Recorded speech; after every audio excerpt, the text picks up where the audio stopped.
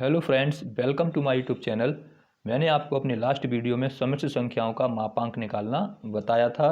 आज मैं जो आपको बताऊंगा वो बहुत ही महत्वपूर्ण है, बहुत ही इम्पोर्टेंट है, क्योंकि आज के जो टॉपिक मैं आपको कराऊंगा उन टॉपिक में से एक प्रश्न एग्ज़ाम में ज़रूर पूछा जाता है, ज़रूर। तो आज का वीडियो आप ध्यान से देखिए और जो मैं आपको टॉपिक बताऊंगा उसको ध्यान से समझिए, क्योंकि इस पे आधारित प्रश्न तो एग्ज़ाम में आएगा ही आएगा।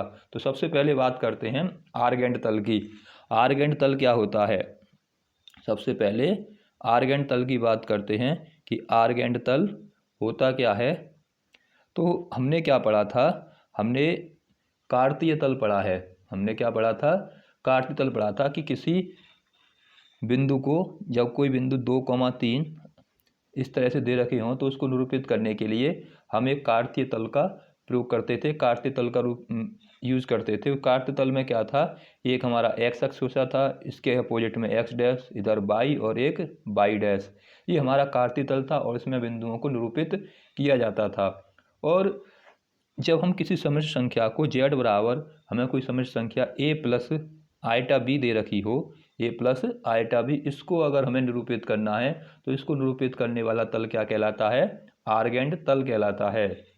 जब किसी समिश्र संख्या को किसी तल में निरूपित किया जाता है, जब किसी समिश्र संख्या को जिस तल में निरूपित किया जाता है वह तल क्या कहलाता है? आर्गेंट तल।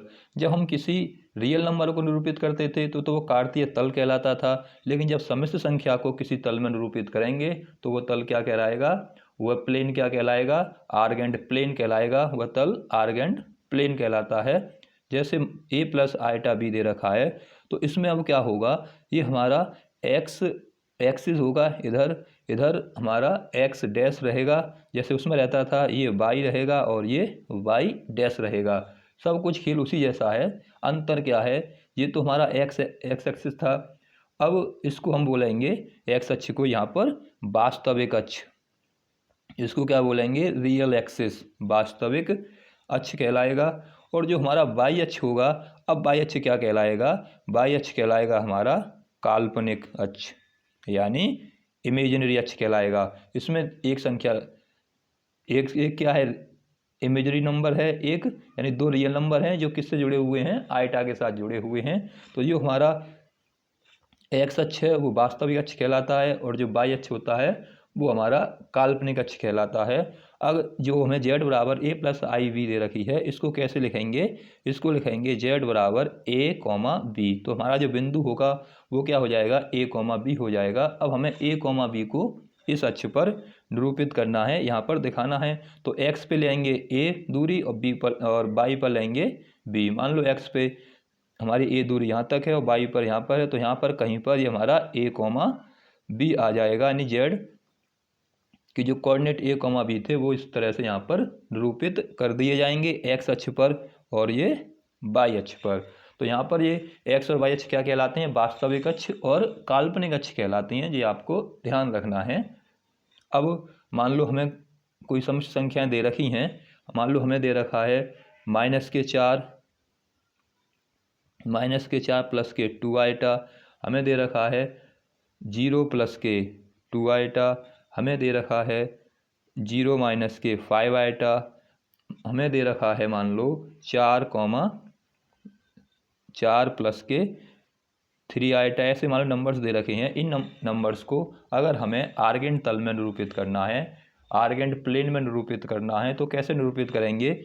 जैसे उसमें क्या होता था, 4 क्वाड्रेंट बनते थे। इसमें होता था प्लस प्लस, इसमें होता था माइनस प्लस, इसमें हम लेते थे माइनस वाले, और इसमें आता था, ये हो गया हमारा प्लस और माइनस वाला। ये उसमें प्लस माइनस के इस तरह से हम चिन्हों को लेते थे। इसी तरह से इस आर्गेंट तल में भी, इस आर्गेंट प्लेन में भी उसी तरह से चिन्हों को लिया जाता है। पहले वाले में कौन से आएंगे? प्लस वाले। दूसरे में कौन से आते हैं? Minus plus. तीसरे में माइनस माइनस वाले और चौथे में प्लस माइनस वाले। तो इस तरह से इसमें भी बिंदुओं को हमें निरूपित करना होता है। अब जैसे -के 4,2 को निरूपित करना है तो पहले इसको बिंदु के रूप में लिखेंगे, तो ये हो जाएगा -के 4, ये हो जाएंगे 2। तो 4,2 कहाँ होगा? 4 तो हमें लेना है नेगेटिव, और 2 लेना है पॉजिटिव, तो नेगेटिव पॉजिटिव इसमें आता है। तो ये तो लेना है एक्स पे यानी रियल अक्ष पे लेना है, और ये कहाँ लेना है, ये इमेजिनरी पर लेना है, क्योंकि ये कौन सा कहलाता है, इमेजिनरी पार्ट कहलाता है, ये कहलाता है हमारा रियल पार्ट। तो ये तो इमेजिनरी पार्ट है हमारा, ये रियल पार्ट है। तो 4 तो हमें कहाँ लेना है, एक्स अक्ष पे लेना है। तो 4 चलेंगे एक्स पे, 1 2 3 4, और वाई पे किधर चलना है, 2, वाई पे चलेंगे 1 और 2। तो इस तरह से इसको आगे बढ़ाएंगे, इसको आगे बढ़ाएंगे, तो यहाँ पर कहीं हमें क्या मिल जाएगा, बिंदु 4,2 मिल जाएगा। इसी तरह से मान लो 0 + 2 आइटा दे रखा है, तो इसको जब बिंदु रूप में निरूपित करेंगे तो 0 और 2 हो जाएगा। तो एक्स पे तो लेना है 0 और वाई पे कितना लेना है 2, तो एक्स पे लेना है 0, वाई पे हो जाएगा 2। तो इसको आगे बढ़ाएंगे और इसको तो यहाँ पर कहाँ मिलेगा हमें, ये मिलेगा 0,2। तो इस तरह से हम इन बिंदुओं को इस आर्गन तल में निरूपित करते हैं, इन आर्गन तल में दर्शाते हैं। तो ये आपको ध्यान रखना है, आर्गन तल क्या है, जब किसी सममित संख्या को किसी तल में निरूपित किया जाता है तो वो कहलाता है हमारा आर्गन प्लेन। और इसमें ये रियल एक्सिस कहलाता है एक्स वाला, और ये वाई कहलाता है हमारा इमेजिनरी एक्सिस। तो इस तरह से हमें ये बात याद रखनी है। तो पहली बात आपको क्या याद रखनी है, आर्गन तल की याद रखनी है। अब उसके बाद हम बात करते हैं सममित संख्याओं के कोणांक की। हम कोणांक कैसे निकालते हैं, सममित संख्याओं का कोणांक बहुत ही इंपॉर्टेंट है, इस पे आधारित प्रश्न एग्जाम में बनता है, आपको ध्यान से समझने की जरूरत है। सममित संख्या का कोणांक, कोणांक को और क्या कहते हैं, कोणांक को आयाम भी कहते हैं, कि सममित संख्या का आयाम कैसे निकालते हैं। और क्या कहते हैं, आर्गुमेंट भी कहते हैं, इंग्लिश में क्या कहते हैं, इसको आर्गुमेंट कहते हैं। और इसको क्या कहते हैं, एम्पलीट्यूड भी कहा जाता है। तो इसके ये या तो कोणांक कह लो, आयाम कह लो, आर्गुमेंट कह लो, एम्पलीट्यूड कह दो। ये क्या है, सममित संख्याओं के कोणांक कैसे निकालते हैं। तो सममित संख्याओं का कोणांक निकालने के लिए क्या फॉर्मूला यूज़ किया जाता है। मान लो हमें कोई सममित संख्या दे रखी है, z बराबर a + के आइटा b, a + के आइटा b हमें सममित संख्या दे रखी है। तो इसको अगर हमें इसका कोणांक निकालना है तो इसका कोणांक निकालने के लिए क्या फॉर्मूला यूज़ करते हैं, आर्गुमेंट ऑफ z, दूसरा इसको थीटा से निरूपित करते हैं, आर्गुमेंट z कह दो या कोणांक या थीटा कह दो, इक्वल में होता है tan इनवर्स b का गुणांक बटे x का गुणांक यानी b/a। ये हमारा फॉर्मूला यहाँ पर यूज़ किया जाता है। क्या फॉर्मूला यूज़ करते हैं, argument of z = tan inverse b/a। ये यहाँ से कोणांक निकालने का फॉर्मूला है। किसी भी सममित संख्या का कोणांक निकालना हो तो उस संख्या का कोणांक इस फॉर्मूले से निकाला जाता है। इसको चाहे तो एम्पलीट्यूड कह दो, चाहे आर्गुमेंट कह दो, और चाहे आयाम कह दो, एक ही बात है। अब जैसे मान लो हम एक एग्जाम्पल लेते हैं, हमें z बराबर 1 + i√3, 1 + i√3 है। इसका हमें क्या करना है, इसका हमें कोणांक निकालना है, इसका आयाम बताना है कि कोणांक क्या होगा, कोणांक बताइए। तो इसका जब कोणांक निकालना है तो पहले हमें क्या करना पड़ेगा, इसकी तुलना कर दें a + i⁴ से। जब ये z बराबर a + i⁴ से तुलना करेंगे तो तुलना करने पर a का मान तो कितना आ जाएगा 1, और b का मान आ जाएगा √3। हमें निकालना है थीटा, कोणांक मतलब हमें एंगल निकालना है। तो थीटा निकालने के लिए फॉर्मूला यूज़ करेंगे tan इनवर्स √3/1। तो यहाँ से कितना जाएगा, थीटा = tan इनवर्स। अब √3/1 की वैल्यू कितनी होती है tan में, ये हो जाएगा tan 60 का मान, tan से tan हट जाएगा तो थीटा = कितना निकल के आएगा, थीटा = हो जाएगा 60 या π/3। थीटा को क्या लिख सकते हैं, थीटा को π/3 भी लिख सकते हैं। तो आर्गुमेंट ऑफ z क्या हो गया, यहाँ से आर्गुमेंट ऑफ z आ गया π/3। तो इस तरह से हमें किसी भी सममित संख्या का कोणांक निकाल सकते हैं, किसी संख्या का कोणांक हमें निकालना है। लेकिन कोणांक निकालते समय हमें कुछ बातें ध्यान रखनी होंगी। हमें सबसे पहली बात तो ये ध्यान रखना है, जो कोणांक का मान है, मैं आपको कुछ बिंदु बता रहा हूँ जो आपको ध्यान रखने हैं। सबसे पहला बिंदु क्या है, जो कोणांक है, जो थीटा का मान हमें निकालना है, कोणांक जो थीटा का मान ज्ञात करना है, वो हमेशा हमें -π से थीटा और पाई के बीच में लेना है। थीटा की वैल्यू लेनी है वो माइनस पाई से तो बड़ी लेनी है और प्लस पाई या प्लस पाई के बराबर लेनी है। हमें थीटा का मान हमेशा कितना लेना पड़ेगा, थीटा का मान ऐसा लेना है जो माइनस पाई से तो बड़ा हो, माइनस पाई से तो बड़ा हो और प्लस पाई से छोटा हो या प्लस पाई के बराबर हो। तो इसका मतलब क्या है, हमें हमेशा थीटा का मान 180 से तो कैसा लेना है, 180 से तो बड़ा लेना है, 180 से तो बड़ा लेना है और प्लस के 180 के बराबर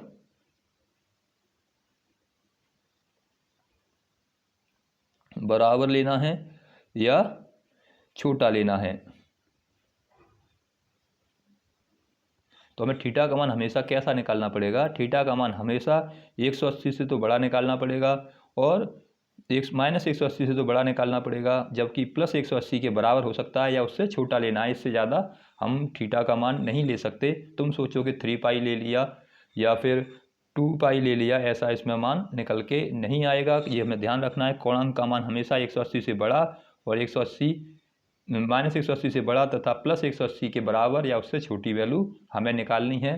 तो ऐसी वैल्यू निकालने के लिए हमें कुछ बातें ध्यान रखनी होंगी।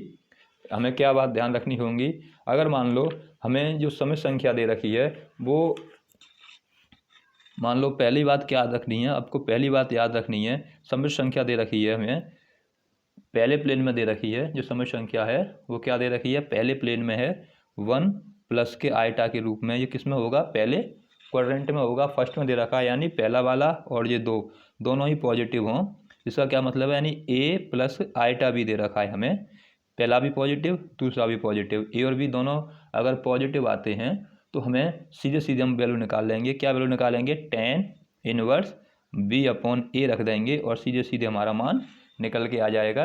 यानी जो थीटा है, थीटा का मान कितना निकल के आ जाएगा, tan इनवर्स बी अपॉन ए। दूसरी बात क्या याद रखनी है, अगर मान लो ये जो वैल्यू है वो दूसरे में आ जाती है, सेकंड क्वाड्रेंट में आती है, तो माइनस के ए होगा और प्लस के आइटा बी आएगा। दूसरे में कैसा आएगा, पहला नेगेटिव होता है दूसरा पॉजिटिव। तब हमें जो थीटा का मान निकालना है, थीटा का मान निकालने के लिए हमें जो कोणांक निकालना होगा उस समय हमें क्या करना पड़ेगा, तब हमें पाई माइनस करना पड़ेगा, पाई माइनस के tan इनवर्स बी अपॉन ए लिखना पड़ेगा। tan इनवर्स बी अपॉन ए का यूज यहाँ पर करना होगा, इस फॉर्मूले का हमें यहाँ लगाना होगा। अपनी तरफ से अगर इसमें कोऑर्डिनेट दे रखा है तो पहले बी अपॉन ए निकालेंगे, फिर उसको पाई में से सब्ट्रैक्ट करके हमें उसका आंसर रखना होगा, तब वो उसका कोणांक सही माना जाएगा। इसी तरह से तीसरी बात की याद रखनी है, अब मान लो थर्ड क्वाड्रेंट में आ गया, थर्ड क्वाड्रेंट में दोनों नेगेटिव होते हैं, तो ए भी नेगेटिव आ गया, माइनस के आइटा भी, ये भी नेगेटिव आ गया। तब अगर हम थीटा का मान निकालना है तो थीटा का मान निकालने के लिए तब हमें क्या करना पड़ेगा, यानी tan इनवर्स को फिर इसमें से tan इनवर्स को पाई में से माइनस करना होगा। हमें क्या करना होगा, फिर tan इनवर्स बी अपॉन ए जो निकल के आएगा उसको माइनस करना होगा पाई में से। यानी हमें क्या करना होगा, जो कोण को पाई में से घटाना होगा जब तीसरे में पहुंच जाता है।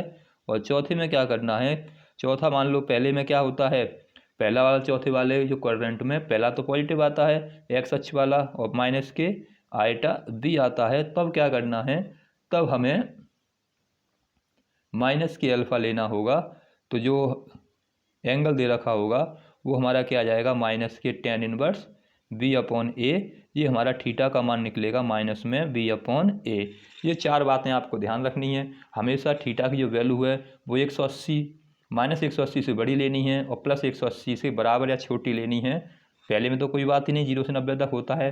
दूसरा कितना होता है, दूसरा 180 तक पहुंचता है, तो 180 में से इसको माइनस कर देंगे तो इससे क्या होगा, 180 से कम रहेगा, क्योंकि पहले क्वाड्रेंट में क्या रहता है, पहले क्वाड्रेंट में तो सभी पॉजिटिव रहते हैं, दूसरे में माइनस प्लस रहता है, इसमें माइनस माइनस रहता है और इसमें प्लस माइनस रहता है। ये तो 90 तक रहता है, यहाँ पर 180 तक हो जाता है। तो जब 180 में पहुँचेंगे तो 180 से हमें कम लेनी है वैल्यू या उसके बराबर लेनी है, तो 180 में से कम कर दो सीधे सीधे उस वैल्यू को। जब इसमें पहुँच गया हमारा जो वैल्यू दे रखी है जेड की, ए प्लस आई वी की जो वैल्यू दे रखी है वो दूसरे क्वाड्रेंट में पहुँच रही है, तो इसका मतलब क्या है, वो इसमें दूसरे में आ गया, दूसरे में 180 तक रहता है, तो 180 में से कम कर देंगे तो कोई जिसका मान निकाल रहे हैं वो 180 से कम ही रहेगा। मान लो हमारे पास हम ये चाह रहे हैं कि हमें 180 से अधिक मान ना मिले, तो संख्या को 180 में से कम करते जाओ तो 180 से छोटा ही मान मिलेगा। उसी तरह से तीसरे वाले में जब पहुँचेंगे तो यहाँ पर 180 से 270 तक पहुँचता है वैल्यू, तो 270 तक पहुँचेंगे, वापस लेके आनी है 180 में से, तो जो वैल्यू निकल के आए उसको 180 में से घटा दो तो वापस 180 और -180 और 180 के बीच में आ जाएंगे। थर्ड वाले में हमें यहाँ देखना है, तो इसमें माइनस के tan inverse minus B upon A होगा। क्योंकि माइनस का क्यों लिया है, क्योंकि अब हम ऐसे घूम के न जाके सीधे इधर आएंगे, यानी अब क्लॉक वाइज जाएंगे। अब तक हम एंटी क्लॉक वाइज चल रहे थे, इसमें क्लॉक वाइज आ जाएंगे, जिससे माइनस का हो जाएगा ये, और ये हमारी वैल्यू भी कैसी होगी, हमारी वैल्यू भी 180 माइनस के 180 से प्लस 180 के बीच में आ जाएगी। क्योंकि इधर से घूमेंगे तो चिन्ह चेंज हो जाएगा, लेकिन एंगल कितना रहेगा, एंगल छोटा बनेगा, एंगल 180 से छोटा आएगा और -180 से बड़ा आएगा। तो इस तरह से हमें ये वैल्यू में ध्यान रखनी है कोणांक निकालने के लिए, तभी हम इसका प्रयोग करेंगे, तो हमारा आंसर सही मैच होगा इन बातों के ध्यान में रखते हुए। उसके बाद बात करते हैं थर्ड। दो टॉपिक हो गए इसमें, दोनों टॉपिक बहुत ही इंपॉर्टेंट हैं, पेपर में अक्सर इससे क्वेश्चन बनता है, आप ध्यान से पढ़िए और टॉपिकों को समझिए। अगर कोई बात समझ में ना आए तो आप मुझे कमेंट बॉक्स में कमेंट जरूर कीजिए। थर्ड बात आपको क्या रखना है, अब पढ़ना है समय संख्याओं का ध्रुवीय निरूपण। समय संख्याओं का ध्रुवीय निरूपण, polar representation of complex number, सम्मिश्र संख्याओं का ध्रुवीय निरूपण, समय संख्याओं का ध्रुवीय निरूपण। तो समय संख्याओं ध्रुवीय निरूपण करने के लिए हमें क्या फॉर्मूला यूज़ करना है, हम फॉर्मूला यूज़ करते हैं, अगर कोई संख्या z बराबर a प्लस आइटा b दे रखी है तो इसको ध्रुवीय रूप में निरूपण करने के लिए z बराबर हम फॉर्मूला यूज़ करते हैं r cos थीटा प्लस के i साइन थीटा। तो z बराबर r cos थीटा प्लस के i साइन थीटा निकालते हैं। r का मान क्या होता है, r का मान निकालने के लिए यूज़ करते हैं अंडर रूट में a स्क्वायर प्लस के b स्क्वायर वाला फॉर्मूला। जब भी r का मान निकालना होगा क्या यूज़ करेंगे, अंडर रूट में a स्क्वायर प्लस के आर स्क्वायर का फॉर्मूला यूज़ करेंगे, और थीटा का मान निकालने के लिए जो ऊपर पढ़ा है उसका यूज़ करेंगे। तो आर का मान जब निकालना है तो क्या लगाना है, आर का मान निकालने के लिए, आर का मान ज्ञात करने के लिए हमें,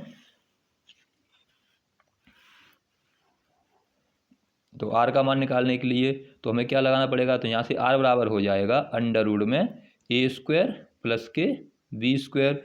और जब थीटा का मान निकालना है तो थीटा का मान निकालने के लिए फॉर्मूला यूज़ करेंगे tan inverse b upon a। ये दो फॉर्मूले हमें यूज़ करने हैं, और इस फॉर्मूले का यूज़ करके हम क्या करेंगे, किसी समय संख्या को ध्रुवीय रूप में निरूपित कर देंगे, उसकी पोलर फॉर्म में व्यक्त कर देंगे। और इसके बाद आपको ध्यान क्या रखना है, थीटा का मान निकालने के लिए इन चारों बातों को तो ध्यान रखना ही है, इन्हीं पर आधारित चलेगा। तो सबसे पहले हमें ये करना है, उसके बाद इसको इस रूप में निरूपित कर पाएंगे। तो इस पे एक एक क्वेश्चन देखते हैं, फिर उसके बाद एक्सरसाइज शुरू करेंगे। तो देखिए ये क्वेश्चन लेते हैं, मान लो हमें ये दे रखा है z बराबर दे रखा है, एक एग्जाम्पल लेते हैं 1 प्लस के रूट 3 आइटा, ये दे रखा है। इसको क्या करना है, हमें को ध्रुवीय रूप में निरूपित करना है। तो ध्रुवीय रूप में निरूपित करने के लिए क्या करेंगे, सबसे पहले तुलना करेंगे z बराबर a प्लस आइटा b से। तुलना करने पर जो क्वेश्चन दे रखा है उसकी a प्लस आइटा b से तुलना करेंगे। तो इसकी तुलना करने पर a का मान तो आ जाएगा 1 और b का मान आ जाएगा हमारा √3। b का मान कितना आ जाएगा, √3। तो हमें क्या निकालना है, हमें एक तो चाहिए r, हमें ध्रुवीय रूप क्या होगा, जो ध्रुवीय रूप है वो ध्रुवीय रूप क्या होगा, फॉर्मूला होता है उसका z बराबर r ब्रैकेट में cos थीटा प्लस के i साइन थीटा।